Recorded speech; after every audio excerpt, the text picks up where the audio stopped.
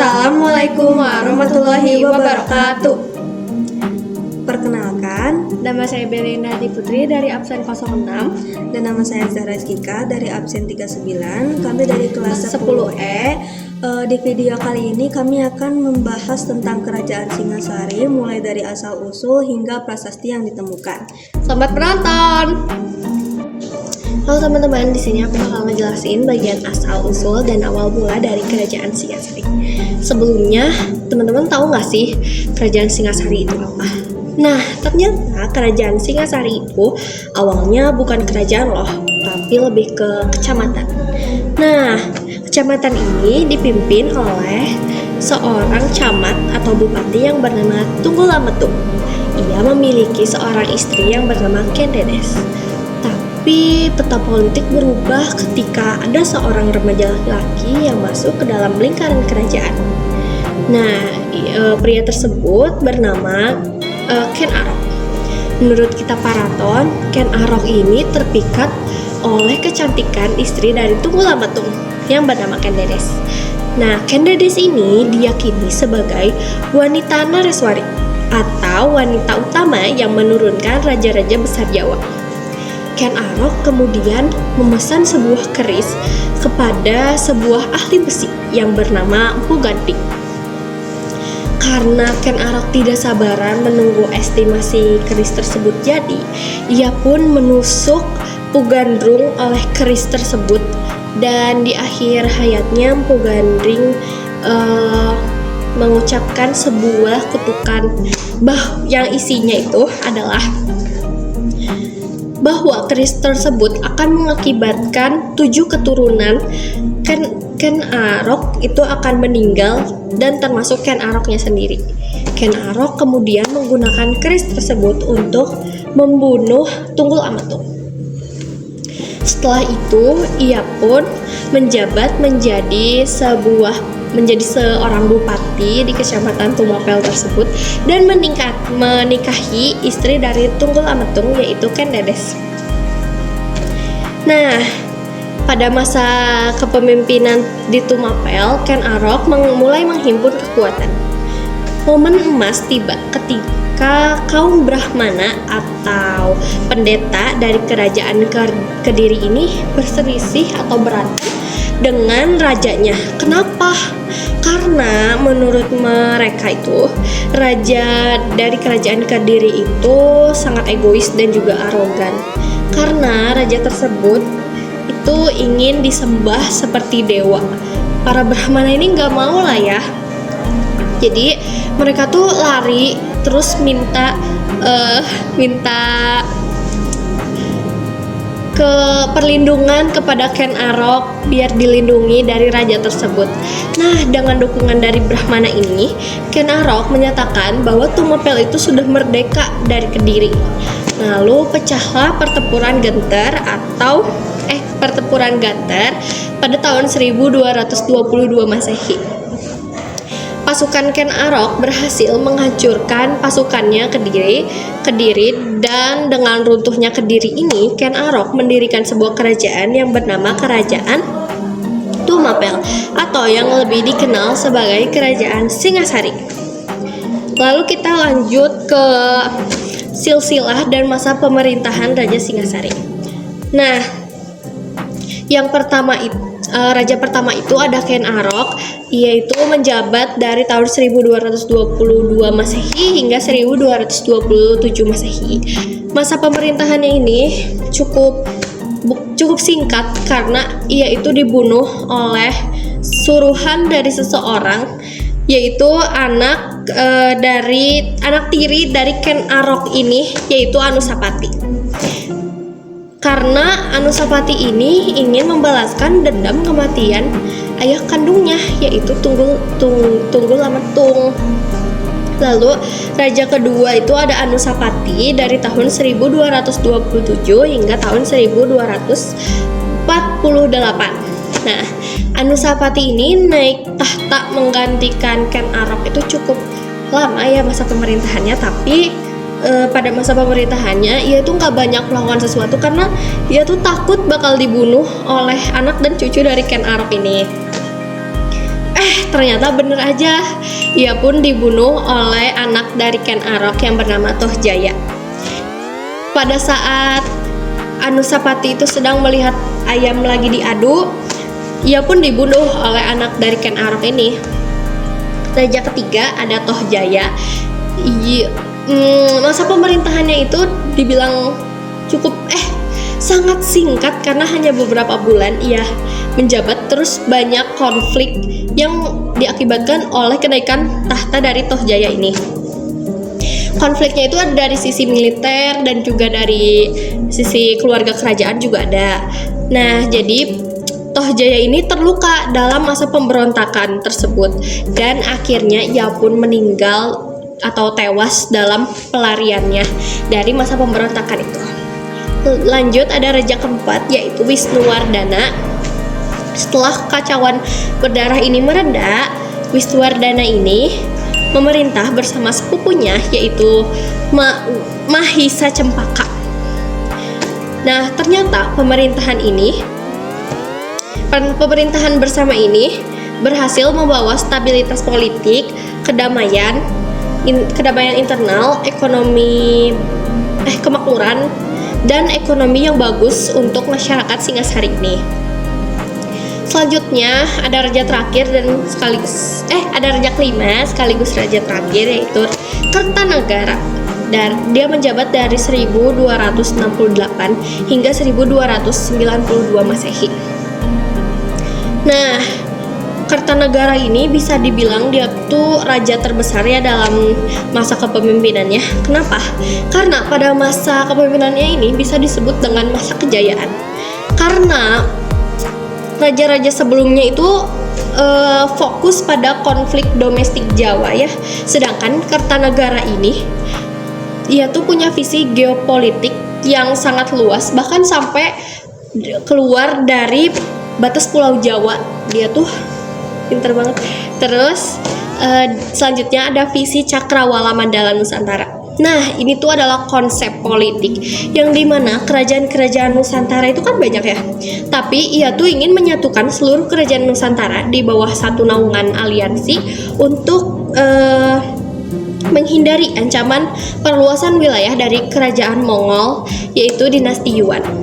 Yang selanjutnya ada ekspedisi Pamalayu dari tahun 1275 Masehi.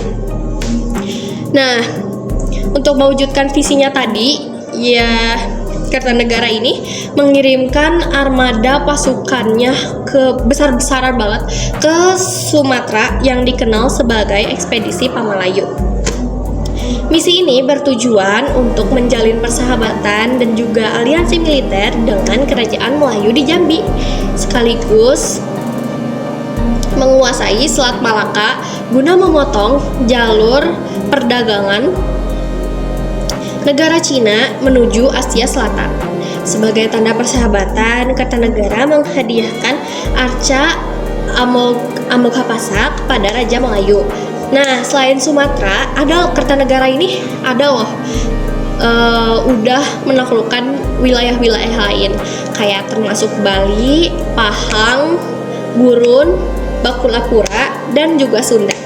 Nah guys, segitu aja dari aku, tapi selanjutnya bakal dilanjutin sama temen aku bagian kehidupan masyarakat dan di Kerajaan Singasari. Terima kasih. Selanjutnya ada kehidupan masyarakat di Kerajaan Singasari. Nah, Kerajaan Singasari ini bertumpu pada dua sektor utama. Yang pertama ada agraris pertanian dan yang kedua ada maritim perdagangan laut.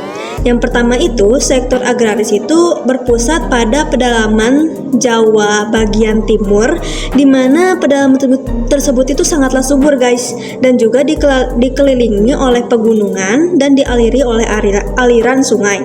Nah, kebetulan sungai ini tuh bernama Brantas, Sungai Brantas, di mana Sungai Brantas ini adalah pusat produksi padi yang sangat melimpah, dan selain itu juga berfungsi sebagai sarana irigasi pertanian yang sangat maju. Lalu ada sektor maritim.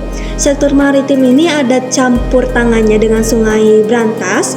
Kenapa? Karena Sungai Brantas itu bukan hanya untuk pertanian, tetapi juga sebagai jalur perdagangan utama menuju pantai utara Jawa. Singasari ini tuh mendominasi pelabuhan-pelabuhan dagang penting di bagian muara Sungai Berantas seperti Surabaya. Mereka ini tuh mengekspor beras, hasil bumi, dan kayu jati serta mengimpor keramik dan juga kain sutra dari luar negeri.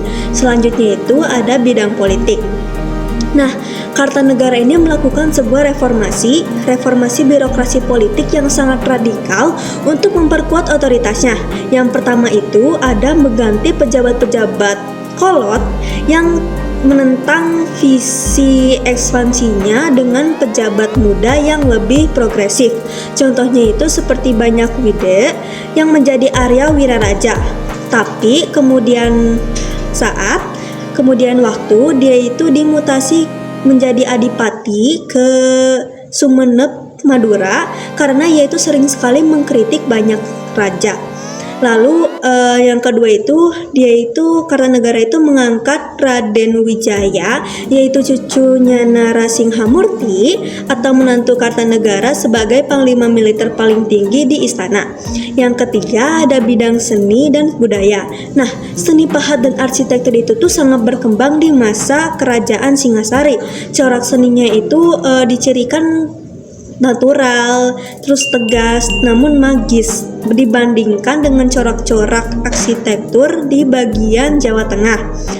Lalu ada sinkretisme agama. Nah, sinkretisme agama ini tuh melahirkan gaya arsitektur candi yang berfungsi ganda sebagai tempat beribadah dan juga tempat pendarmaan. Pendarmaan itu adalah penyimpanan abu jenazah para raja. Lalu yang terakhir ada bidang keagamaan. Pada masa ini tuh terjadi puncak perkembangan sinkretisme Hindu-Buddha, di mana Raja Kartanegara sendiri itu pun menganut aliran Buddha Tantrayana. Nah, aliran ini tuh menggabungkan dua unsur-unsur. Yang pertama ada siwa Hindu dan budaya. Lalu Kartanegara sendiri pun mengidentifikasikan dirinya sebagai personifikasi dari siwa Buddha. Nah, pada kerajaan Singasari ini tuh kehidupan di antar umat beragamanya itu tercatat sangatlah harmonis dan juga tentram. Lalu selanjutnya ada peristiwa paling penting di kerajaan Singasari. Yang pertama itu ada penghinaan terhadap utusan Kaisar Mongol pada tahun 1289 Masehi. Nah, suatu hari itu Kaisar dinasti Yuan yang dipimpin oleh Kublai Khan mengirim sebuah utusannya bernama Mengki, di mana Mengki ini tuh membawa sebuah surat tuntutan di mana Kartanegara itu harus tunduk di bawah kekuasaan Mongol dan juga harus membayar upeti secara berkala kepada Beijing. Nah, Kartanegara yang mendengar surat tuntutan ini, ia pun murka. Lalu ia pun menyayat mukanya Mengki. Dia pun melukai wajahnya Mengki, lalu memotong telinganya sebelum ia mengusirnya kembali untuk ke Cina. Nah, peristiwa ini tuh merupakan tantangan perang terbuka paling berani di Asia terhadap kekaisaran Mongol. Kenapa? Karena pada saat itu tuh kekaisaran Mongol tuh lagi ditakuti oleh seluruh dunia. Lalu Kublai Khan ini tuh yang mendengar bahwa utusannya dilukai, ia pun langsung menyiapkan armada raksasa untuk menyerang ke kerajaan Singasari. Yang kedua itu ada pemberontakan Jayakatwang pada tahun 1292 Masehi, yang dimana adalah sebuah akhir atau keruntuhan Singasari. Tragisnya, sebelum pasukan Mongol tiba di Jawa, Singasari itu justru hancur dari dalam. Nah, jadi Jayakatwang itu kan merupakan keturunan dari Raja Kadiri yang waktu itu tuh lagi menjabat sebagai bupati di Gelang-Gelang, melakukan pemberontakan untuk membalas dendam atas kekalahan leluhurnya oleh Ken Arok di masa lalu. Nah, pemberontakan ini tuh dihasut secara rahasia oleh Arya Wiraraja. Apa sih motifnya? Nah, motifnya itu tuh karena Arya Wiraraja itu sakit hati gara-gara dia tuh dimutasi ke Madura. Maka dari itu Jayakatwang itu melakukan sebuah taktik jepitan. Yang pertama itu ia mengirim pasukan kecilnya itu dari arah utara untuk memancing pasukan utama Singasari yang waktu itu lagi dipimpin oleh Raden Wijaya keluar dari istana. Nah, yang kedua itu setelah istana sudah kosong, pasukan utama Jayakatwang itu menyerbu dari arah selatan untuk masuk. di dalam istana tersebut, Kartanegara yang saat itu sedang melakukan sebuah upacara keagamaan tuh sangat dikejutkan oleh serangan mendadak. Nah, setelah adanya serangan mendadak, Kartanegara pun tewas terbunuh di dalam istananya sendiri. Dari hal tersebut pun itu menjadi keruntuhan kerajaan Singasari pada tahun 1292. Lalu pada saat itu pun pula Jayakatwang kemudian mengumumkan berdirinya kembali kerajaan Kediri. Nah, setelah itu di sisi lain menantu Kartanegara yaitu Raden Wijaya itu berhasil lolos dari pembantaian. Lalu setelah itu memanfaatkan kedatangan tentara Mongol yang tiba setahun kemudian untuk menghancurkan Jayakatwang dan mendirikan kerajaan Majapahit pada tahun 1293. Nah, selanjutnya ada warisan budaya yang mencakup candi, prasasti, dan arka. Yang pertama itu ada candi-candi. Nah, candi-candinya itu ada 4. Yang pertama ada Candi Singasari yang ditemukan di Malang. Jadi candi ini tuh merupakan pendarmaan dari Raja Kartanegara. Yang kedua ada Candi Jago yang ditemukan di Malang juga, yaitu tempat pendarmaan Raja Wisnuwardana. Lalu yang ketiga ada Candi Kidal yang ditemukan di Malang juga, yaitu tempat pendarmaan Raja Nusapati. Lalu yang terakhir ada Candi Jawi ditemukan di Pasuruan, yaitu candi yang dibangun oleh Kartanegara sendiri sebagai tempat beribadah. Lalu yang kedua ada arkanya juga ada 4. Yang pertama ada arka Prajna Paramita, yaitu arka yang menggambarkan Dewi Kebijaksanaan tertinggi dalam agama Buddha. Nah, di mana banyak ahli sejarah yang meyakini kalau wajah pada arka ini itu adalah perwujudan dari kecantikan Kendedes. Yang kedua itu ada arka Dwarapala Singasari, di mana arka ini itu adalah sepasang arka yang menjaga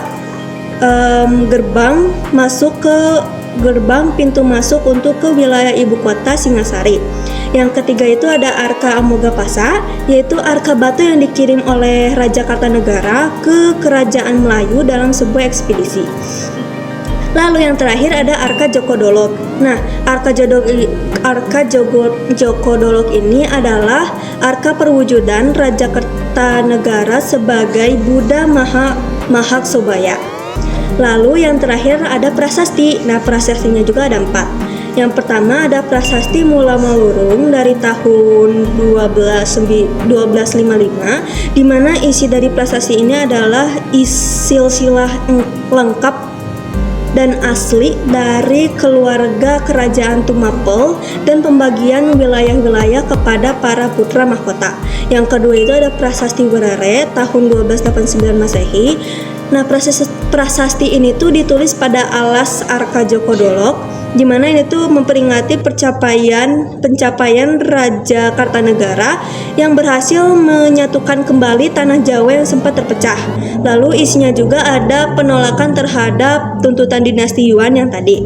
Yang ketiga ada prasasti Padang Rokok, yaitu pada tahun 1286 Masehi. Nah, ini tuh ditemukan di hulu sungai Batanghari di Sumatera Barat. Jadi prasasti ini tuh dipahat pada bagian alas arka Amogapasa yang menceritakan detail pengiriman arka tersebut sebagai hadiah dari Kartanegara ke rakyat Melayu di Dharmasraya. Yang terakhir itu ada prasasti Gajah Mada pada tahun 1351 Masehi. Nah, jadi walaupun dikeluarkan pada zaman Majapahit oleh Patih Gajah Mada, prasasti ini tuh menceritakan kembali tentang peristiwa gugurnya Raja Kartanegara akibat serangan Jayakatwang pada tahun 1292 Masehi. Nah, sekian dari aku, makasih. Sekian dari kita berdua. Mohon maaf jika ada perkataan yang kurang jelas, dan semoga bagi kalian yang menonton video ini menjadi lebih bermanfaat dan menjadi ilmu. Jadi juga menurut kita kalau kerajaan Singasari itu seru banget ya, bermanfaat banget. Banyak yang bisa kita pelajarin dari cerita dari Singasari ini. Kayak kita tuh harus bersabar nanti sesuatu dan jangan gegabah gitu. Sekian dari kami Ya. Wassalamualaikum Warahmatullahi wabarakatuh.